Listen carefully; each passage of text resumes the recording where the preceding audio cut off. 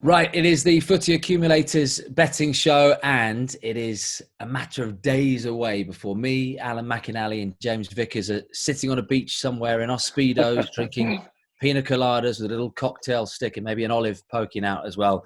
Not long to go until the Premier League and the Championship seasons are done. What a wonderful image that was, Alan. What very quickly? I mean, look, in players' minds, we have that cliched phrase, don't we, in football, in the commentary? Oh, they're on the beach already. I mean, look, this must have been the time we're thinking it's been a long old schlep, and particularly this year with the pandemic sandwiched in the middle. It's been a year. It's been 12 months.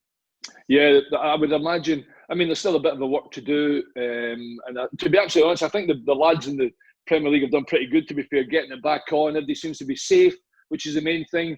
And they will be certainly in the back of the mind thinking, I'm looking forward to a 4 or 5 week break before they have to get into it again. The only thing is, at the end of the season, to be honest, they'll probably only get a fortnight, maybe if they're lucky, and then they'll be back into training, and then they're expected to start apparently in the middle of September. But yeah, there's certainly something. There'll be obviously games, and we'll talk about them. They don't mean an awful lot. That the lads will already be on the beach, if you know what I mean. What's Vickers got planned? Is he off to the Maldives or to Skegness? Probably the latter. Yeah, I think I'll probably just be moving flat, lifting furniture, and then probably boozing down the sunny Stockport, I think. Sunny Stockport. You and Phil Foden. Hey, hang on. There is a river that goes through Stockport, isn't there? Yeah. Is it the Thames? I think it is. Not the Thames. The Thames. The Mersey rather. I think it is, isn't it? Well, look, I'll tell you who can be on the beach already. Nigel Pearson. It was only last week you were singing his praises, Al. Look, I knew that, I want to come to you first on this because I knew we were going to get a reaction. Yeah. Sacked by Watford, 2 games to go. I think he's a really good manager. Genuinely, I do. But something's happened. This isn't just listen, I know the game against West Ham was a real blow. I mean, a real blow. But the bottom line is they're still... what are they, 3 points above Villa and Bournemouth? I can't. I wish I could tell everybody in the Foot Accumulators, and we love doing this betting show because we have a good laugh and we try and pick a winner for everybody, etc., etc. But I am absolutely stumped on why he's gone, and until we hear the reason, then obviously I'm going to be in the dark about it. I'm amazed, genuinely amazed, because even if they'd gone down, I presumed he'd be the man with the experience he's had to stay there rather than keep changing managers, because that's what they do. Unfortunately for the managers, that's what Watford do. And if they stay up, then give them a right go next year. But I'm hoping James is the answer, because I genuinely don't.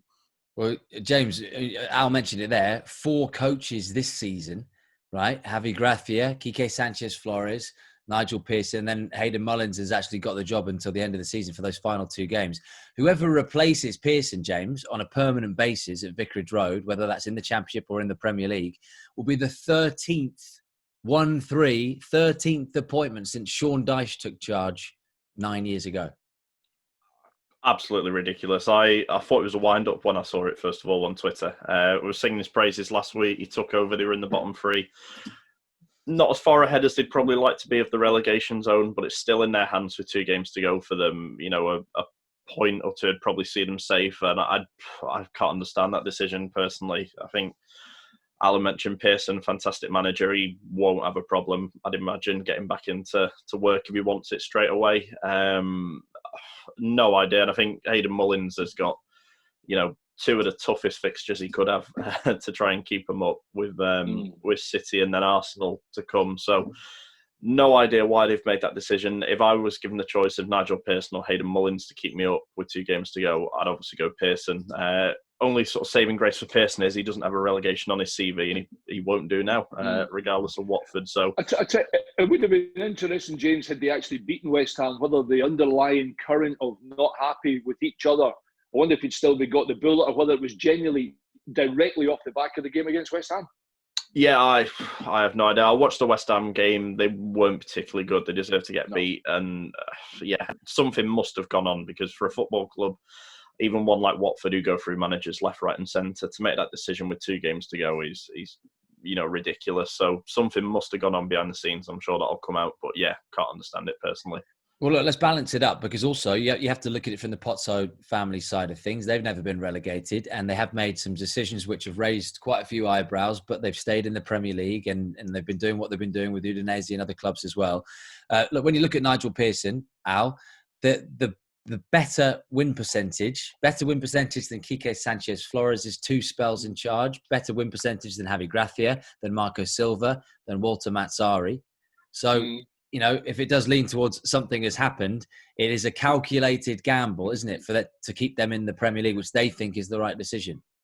Yeah, very much. And remember, Watford are in a position where they're not relegated, if you know what I mean, as in Bournemouth and Villa have to get points. And at the moment in time, they look miles away from that. And Villa have to go to West Ham, and West Ham are now safe. So, I mean, there is pressure on all the clubs down there. But I agree with you, Will. Would you rather have Pearson in charge or Hayden Mullins in charge? Well, the experience, you've got to stick with the manager. You've got to stick with him.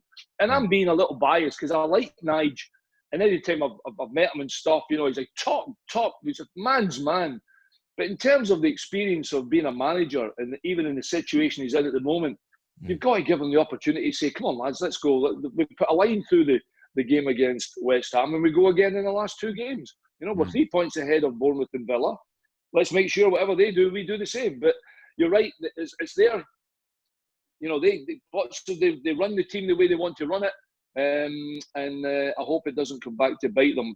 Having said that, I've already said, I think we said maybe 2 weeks ago, that unfortunately I think that Bournemouth and Villa might not be able to catch them anyway, for the simple reason I'm not sure whether they'll get enough points to actually do so.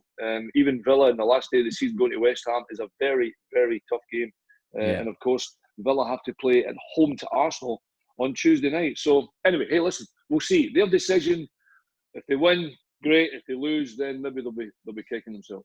I'll tell you what, though, for the neutral, James, it is brilliant, isn't it? Because there we are sitting in our front rooms doing the 500th quiz and playing a bit of Scrabble and putting a puzzle together in May and June. And then now we've actually got this really final, exciting day.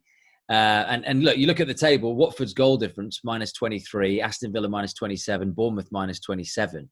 So it makes it really interesting. Bournemouth at Everton on the last day. As Al said, Villa go to West Ham and play Arsenal before that. So for Watford, you'd imagine a lot of teams write off games against Manchester City. But, they've got to have a pop at City and Arsenal, and they've got to keep the goal difference down against Manchester City this week. Yeah, I think that City game is absolutely key. I can't see them getting anything in that game, but as you said, they've got to keep the goal difference down and hope that they can sort of hang in the game as long as possible. The Arsenal game, last day of the season for them, they do have a bit of history of Arsenal with the Troy Deeney comments last season, so it's a game that they'd be obviously well up for and probably could get a point if Arsenal have got an eye on the FA Cup final the following week. So plenty of work still to do for Watford, but yeah, that City game is going to be absolutely crucial. I think if they get beat heavily in that City game, I think they'll probably go down. But if they can stay in and only get beat, say 1-0, that goal difference is going to be absolutely crucial come the last day. And it's definitely, as the cliche goes, going to be worth an extra point for them come the end of the season. How's this going to play out just finally on Watford then, Al? So let's just say that they lose to Manchester City midweek and Aston Villa lose against Arsenal. So it all goes down to that final day where essentially, Villa have to get the win on the last day at West Ham and Watford are having to beat Arsenal. Who's going down final day? Well, I don't want to say Villa, obviously, for goodness sake, with my contacts with Villa, but I don't think Arsenal will beat Watford on the last day. End of. I think they'll get a point there, and I think that may be enough to make sure they just keep Villa and Bournemouth at arm's length. I think the result the other day there for Arsenal in the Cup is a huge, enormous game. And I think a lot of focus will be on winning the FA Cup rather than their finishing position in the league, which is not going to be bettered a great deal, to be honest, with the way the teams above Arsenal are playing. So I'm going to go for Watford to manage to survive, although I'm disappointed for Nigel Pearson. Yeah. Right, let's talk about the Championship because we mentioned a really exciting final day in the Premier League. But Wednesday night, wow, all coming to a conclusion in the Championship. There's still a lot to play for. Obviously, congratulations to Leeds back in the Premier League after a 16-year wait. But Hull, not down mathematically. They are down, basically, aren't they, because of the goal difference. So with Wigan and Sheffield Wednesday's impending points deductions, which, I hope for those clubs that doesn't happen. But realistically, if they get 9 points for Sheffield Wednesday, which is what they're talking about, and 12 for Wigan, it's essentially 5 teams trying to avoid those 2 remaining relegation places.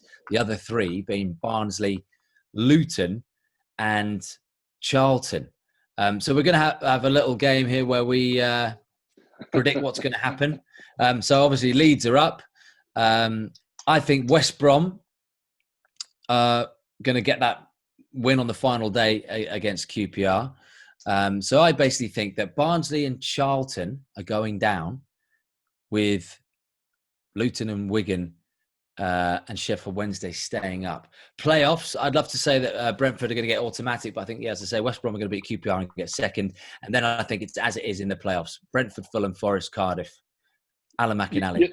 Well, you're on a roll there, Will, and I didn't want to interrupt you, but if West Bromwich Albion do not beat Queen's Park Rangers with the second swing, a second free swing, considering they got beat by Huddersfield, incidentally, what about him going? What's all that about? The Cowley brothers, Mr. Cowley. Yeah, that's good. We'll get to that maybe. But having been beaten, and then Brentford go to Stoke, and everybody in their granny is thinking Stoke are going there, Brentford going there not to, they certainly won't be beaten. Beat 1-0, and West Brom can't believe their luck and say, right, here we go. If we win this game, we are promoted. They cannot possibly blow this. So you're right, I do go with West Brom, for sure. I actually think Brentford will win as well. They're playing Barnsley. Although, having said that, Barnsley beat Forest. Barnsley beat Forest 1-0 the other day. So that was a bit of a turn-up as well, considering Forest, although I suppose in the playoff places, and they're 3 points ahead of Swansea, so they should manage it. I think I might be at that game, actually, because they play Stoke City. Not an easy game. But I've got to agree with you, Will. West Brom cannot blow this. They cannot possibly blow this at the Hawthorns against QPR. Although I've just had a little look at the results at the weekend, and QPR scored, how many goals they get? They got a few goals. They got 4-3 against Millwall. So they better be good at the back, and they cannot possibly blow this, surely. Yeah. So Leeds and West Brom going up for you. Who's the well, I'll tell you what, let's go to James. Going up, that final automatic spot, James, who have you got down as? I'm going to go West Brom. I would have loved to have seen Brentford go up. I was watching that Stoke game. I just couldn't believe that they bottled that. I think 8 wins in a row going into that game. They've been given a massive opportunity to go there, get the 3 points and firmly put themselves in the driver's seat. And any Brentford fan, I must have been watching that from behind the sofa that last 10 minutes. So I think West Brom probably now, with that second bite of the cherry to go up, will do it. I think Brentford probably will, though, go up through the playoffs. I think actual playoff-wise, I think it'll be the 4 as it is at the moment. So Brentford, Fulham, obviously, Forest and Cardiff. I think at a Cardiff and Swansea, to get that last place, you look at Cardiff's home game against Hull, and I just can't see them dropping any points there. Reading's a difficult place for Swansea to go to anyway. So, yeah, top 6 are going to stay as it is for me. Okay, well, let's just keep going down the table. So, as I say, I think it's the playoff places as it is. I don't think there's going to be any change. Maybe, a couple of positional ones within the playoffs, but I think Cardiff will get the job done against Hull last day of the season. Do we both agree on that, or do you think there's going to be any changes in the playoff places, Al? No, I don't think so, because I think Forest will beat Stoke as well, because I think that's one where they'll need to make sure they get a result and take the momentum into the playoffs. So, yeah, we'll go. I think West Brom will win, Brentford will win. Fulham, I never looked who Fulham play. Fulham have got Wigan, huge one for Wigan. Gee whiz, that's a nightmare for Cookie. Oh, my goodness. Well, let's hope that, let's just go. I'll go Brentford, Fulham, and Cardiff and Fulham might flip-flop, but yeah, I think those 4 will battle out the playoffs. Yeah, James, any changes? Unfortunately for Swansea. Yeah. No changes for me. I think as they are, I think everyone in that top sort of playoff places will win in midweek. So I think I don't want to rub this in, James, but I was at Preston on Saturday for your beloved Lily Whites, and they won 2-0 and they were pretty good. And I spoke to Alex Neil afterwards, and one of the stats was they had a clean sheet in 20 home games, and they miss out by 5 points. Unbelievable how they didn't make the playoffs. He's really disappointed as well, but they maybe just didn't get to that point. But at least you can. They're used to that now. They're used to that now, these Preston fans, aren't they? It happens every season. It's like, 7th, 8th or 9th will do, won't it? Yeah. We were top as well in December, which stings a little to finish so far behind that. Oh, it's brilliant to rub it in, isn't it? Anyway, unlucky to them. Yeah, so what about the bottom three? Because look, and I'm as I said that a couple of minutes ago, I'm doing this off the fact that Wigan get a 12-point deduction and Sheffield Wednesday get 9 points. So if that was to happen, Borough and Birmingham are safe, right? So in my calculations, only Charlton, Luton, Barnsley, Wigan and Sheffield Wednesday could go down with Hull. Hull are down, aren't they? Look, they're not mathematically down, but that goal difference is ridiculous. And they go to Cardiff on the final day. So, James Vickers, who are your final 2 relegation places amongst those teams? I'm going to say Barnsley and Charlton. I just can't see either of them winning, I think is why I'm going to go with that. Charlton at home to Leeds. I thought Leeds in the derby game may have dropped points there with obviously how Liverpool have dropped points since, winning the league. So I thought Leeds there potentially, but they look dead switched on. I think last game of the season for them, they're going to want to put on a show for the fans watching. Playing Charlton, I just can't see anyway Charlton can get anything from that. Barnsley the same. Brentford going for that automatic place still. They need to win that game and hope that West Brom drop points, so Brentford will be bang at it as well. Luton, I can see them getting something from the Blackburn game. So I think, them being at home against Blackburn, I think they will at least get a point from that, which at the moment would seem safe. So I'm going to say Luton to survive, Charlton, Barnsley to go with Hull. Yeah, which is exactly what I said as well. Barnsley, Charlton going down with Hull. Alan? Yeah, it's hard to argue with all of that, buddy, because the bottom line is Brentford, we said, would win. Leeds are champions, will not get beaten by Charlton, so Barnsley will get beat. Hull are gone and they're playing Cardiff. So it's actually gone into Luton's hands like a dream because the other teams round about are such difficult games. And I thought Blackburn might sneak into playoffs because defensively, I thought they were pretty good, genuinely. And actually, the goals they've conceded have been an absolute disaster. And Luton will be definitely thinking, we can score against Blackburn and get ourselves out of this. Even that point would be enough. Because like I said, I don't think Charlton will win. And I don't think Barnsley will win. So I'm definitely going to go for Luton to somehow survive. And I think if you remember rightly, I went for Luton in a couple of our accas and naps early on. I had seen them and they actually had played really well. But unfortunately, when the pressure was turned up, they didn't manage it. And then when I didn't bet them, they managed to win. Even the other day, they won 1-0 and you're like, oh, why did I not put them in, for goodness sake? But nevertheless, I'm going to go for Luton to survive and I'll go exactly what James said. Yeah, I think when you did go for them, they lost 5-0 at home to Reading. So stay away from them. I think the Luton fans want you to not mention their name on this show again. What a story that would be, though, just finally for Nathan Jones, wouldn't it, James? Going back to Luton, obviously with a spell which didn't go well at Stoke, and to keep them up, they were dead and buried, weren't they? Yeah, I think he's a fantastic manager. There was rumours sort of when Neil was looking at leaving about a season ago for us that we were interested in him and I would have been happy with him. Fantastic achievement for him. And yeah, I think come the start of the season, sort of 12 months ago now, everyone was expecting Luton to go down, bottom of the league. So fantastic job what he's done since he's come back in to turn it around for them. Yeah. Okay, on to the nap challenge then. And can you believe it? It is level at 6-6. This is going right to the wire, boys. James slipped up at the crucial moment with Forest losing at Barnsley.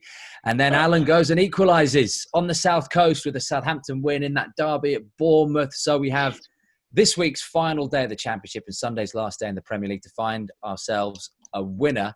Alan, you can go first. Well, we want a bit of a prize, don't we? There's no point going for the obvious, although we've already spoken about all that. And the fixtures are quite different. But I'm going to go Swansea to win at Reading. Swansea, to be fair, apart from the defeat by Leeds United and a draw with Forest, have done brilliant. I'm going to say 11, 12 points out of the last 18, so they're going pretty good. Reading, on the other hand, I know they beat Charlton and they beat Luton. If we remember that time, they beat Luton 5-0. But out with that, I can't really remember them. I know they got beat by Borough and Blackburn, and the other one I can't actually remember. But they're a bit in and out. And after all, we know that Swansea need to win the game if they want to catch Cardiff above them. So I'm going to get 10-11, maybe 5-6. So I'll go Swansea to win at Reading. Yeah. Oh, South Wales will be an interesting place to be, won't it, on Wednesday night? Wow. Could be something going on there if they can pip Cardiff on the final day. Okay, Swansea to win at Reading. James, what are you going for? I'm going to go with Derby away at Birmingham. Birmingham, no wins in the last 13. Really poor form. Saw them against Preston at the weekend, and they didn't do much to sort of sway my mind either way. Just clear of the relegation zone. Derby on the other end, been in decent form. They had picked up, just missed out on the playoffs, and they'll be hurting after that defeat to Leeds. So I'd expect a reaction in the last game. They'd want to put on a bit of a show for the fans watching. So yeah, I'm going to go Derby. 8-5, I think that comes. So decent odds as well. And a game I expect Derby to win. Okay, Wayne Rooney's Derby to win at Birmingham. Wayne Rooney with a slightly more ginger beard than me and a little bit of grey hairs. I think he's been on the old Just for Men recently, isn't he, by the looks of it? There we go then. Swansea to win at Reading and Derby to win at Birmingham in the Championship on the final day. Right, match in focus this week. Aston Villa, Al's old club, against Arsenal on Tuesday. Arsenal 10th, 53 points, 5 off 6th place Tottenham. I was at Tottenham on Sunday.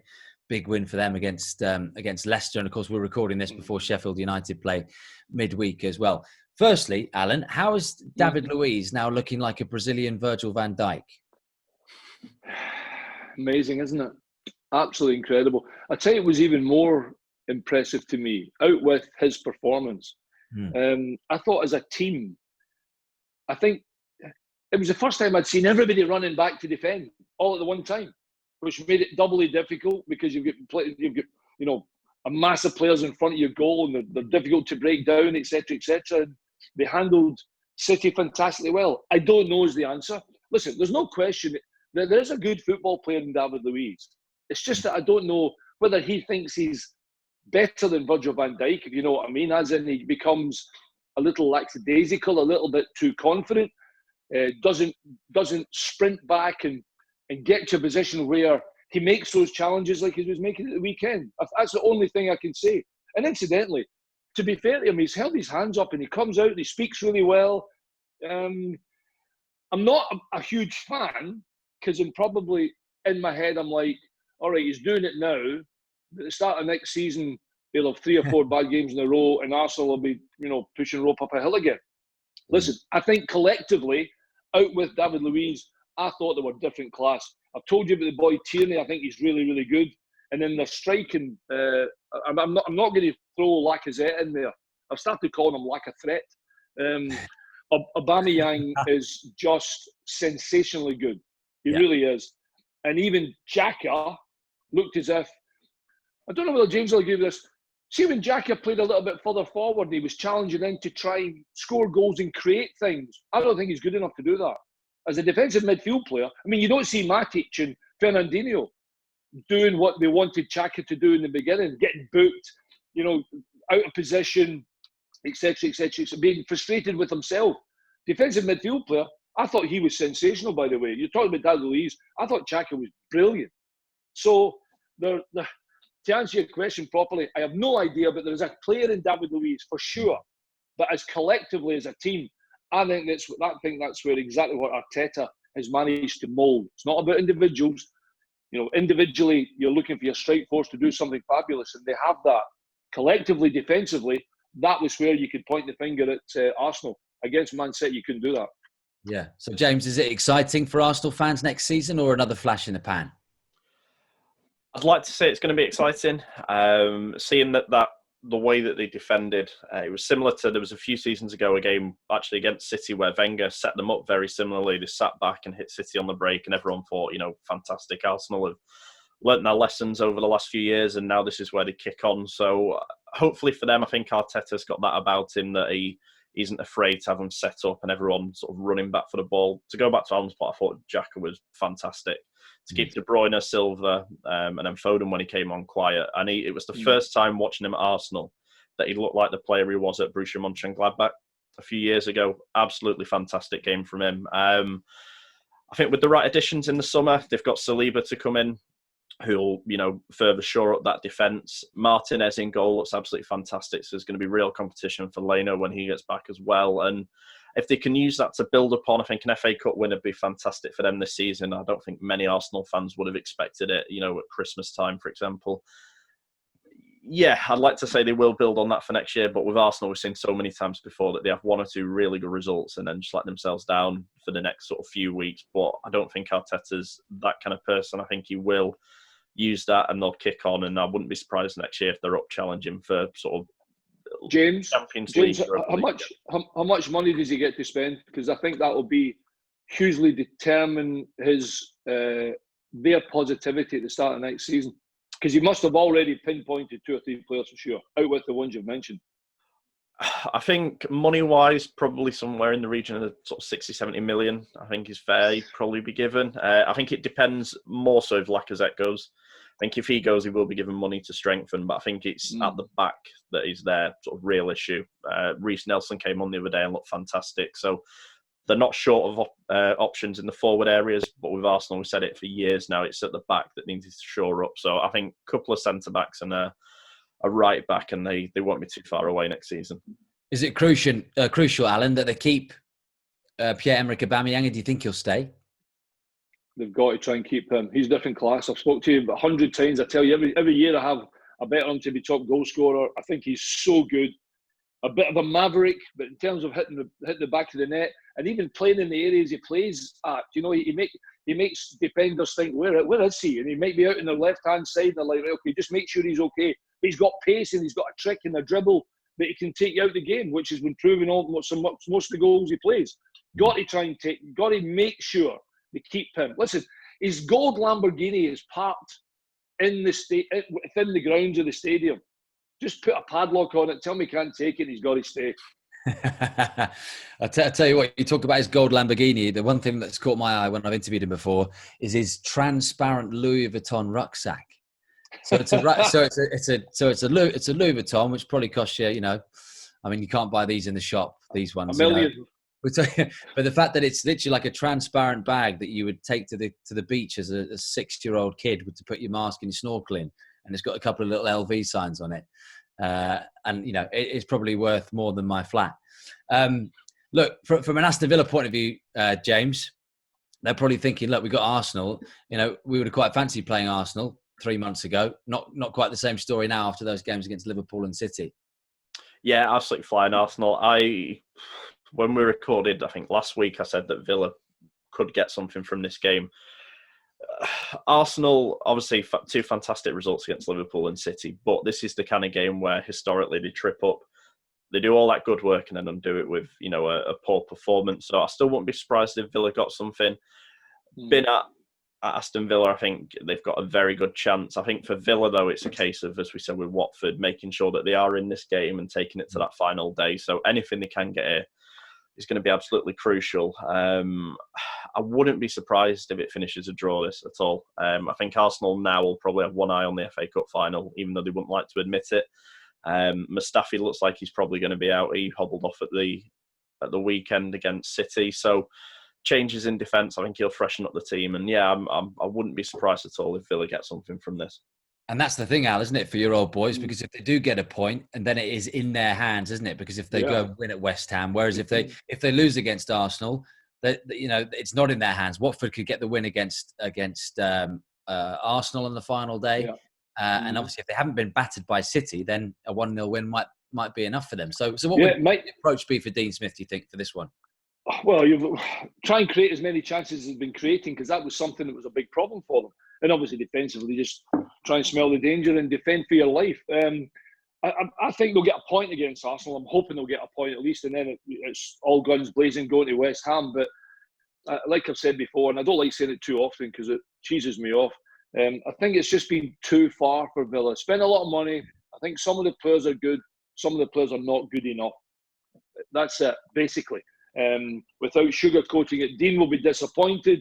But it's up to him with those players to try and get the biggest surge in the last 2 games as he possibly can, because they still have an opportunity. They're still there. It's not all doom and gloom, as much as I'm saying it might be. I think they might get a point against Arsenal, but I don't know if they'll go to West Ham and win either, because you've got a manager down there at West Ham that's still trying to secure his job and make sure they finish the season really well. So it's a toughie. I think Aston Villa will probably just get 2 points, and like I say, I don't think it'll be enough. Yeah. Right, that moves us on to the acca this week. We'll briefly gloss over last week's, which I'll hold my hands up, look when I'm wrong, which is very rare. pathetic from me. I said Manchester City to beat Arsenal in the FA Cup, and well, they had the pants pulled down, didn't they? And then I went for Borough. It was a bold one. I'll admit that. James raising his eyebrows quite rightly, and I thought Neil Warnock would fancy that one more than they obviously did. But they got beaten comprehensively. By the way, incidentally, did you have a tenner at 41 on Chelsea to win the FA Cup? No, you did though, before didn't you? the Manchester. Yeah, bloody right, I did. A little more than a tenner as well. Fair play to you. Yeah, that's going to be. I just thought I'd just throw that in. Yeah. First one I've got right, Will. And what James got a good. I was at Carrow Road. I mean, that was ridiculous. I know we haven't got time to go into that, but that was one of the most ridiculous games I've seen in terms of those 2 red cards. Norwich down to 9 men after 40 minutes, and then 10 seconds later, Chris Wood goes and scores a bicycle kick. But the second one from Dermich on Eric Peters, who thankfully stood up afterwards, because that could have been a career ender. I said to Chris Sutton on 5 Live, I would be finding Dermich in the car park after that game, and he tried to call me out on national radio. So what would you do to him? I said, well, I'll text you. I'll let you know. That I thought was a horrific and unnecessary challenge. But James got that one right. Burnley to win at Carrow Road, and then we also threw in what did we throw in there? Preston to beat Birmingham. Preston, yeah, I had that one. Right, so we're picking, boys, from Wednesday's games, which means we can have a Premier League game. I'm going to go for Manchester United to beat West Ham, reverting to type. I think United need the goals, don't they? After Leicester beat Tottenham, I think they'll be, especially after what happened in the FA Cup, this is their chance now, isn't it? Get Champions League football, smash 5 past West Ham, who are safe. So I'm going to go United to beat West Ham at Old Trafford, and I'm going to go for Brentford to beat Barnsley. Hopefully, sorry, West Brom fans, I've got nothing against you. I just quite fancy Brentford going up automatically. Hopefully that happens. Don't think it will. But Brentford to beat Barnsley, Manchester United to beat West Ham. I like that. I think United will win. I do think United will win.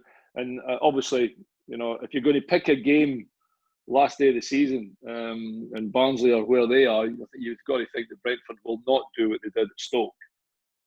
James, who are you going for in the acca then? I'm going to stick with my nap. I'm going to go Cardiff to beat Hull. Pretty safe. But yeah, I want to keep up my record of doing all right in the acca. So yeah, I'm going to go Cardiff to beat Hull. Okay. Right. Well, I don't want to throw West Brom in because we'll need to try and get a better price. Well, but I think I actually might be at Forest for Sky. I think that might be the game I'm doing. So I'll go by. I went to Preston and they won. So if I go to Forest, I'll go Forest to beat Stoke, because Forest still need. Well, they certainly need a result. I mean, a point would do them, but they've got plus 5 goal difference on Swansea, haven't they? Yeah. So they've got 20. Yeah, they are. They're plus 11 and Swansea are 6. So I'll go. I hope I go to Forest now after me saying that. So I'll go Forest to a decent price to beat Stoke City. I'll go Forest. Okay, that looks good. That looks good, isn't it, for a penultimate one? Let's have a crack at that. So Manchester United to beat West Ham, Brentford to beat Barnsley in the Championship, Forest to get the win against Stoke, and Cardiff at home, 3 points for them against Hull. James, what's that saying? So that's coming out of 4-1 on William Hill. So decent. Oh, that's all right. Yeah, that's good. I like that. We'll get a cheeky boost on that to 6 or something, won't we, as well? Yeah. Right, boys. Last week, Premier League, last Sunday, lots to talk about there. But remember, if you guys at home are looking for additional stats and trends ahead of this week's Premier League, and of course that big Wednesday night in the Championship, go and download the Footy Accumulators betting hub app. Check out the smart acca function. Remember, you've got to be 18 plus to bet, and please gamble responsibly. See you next time.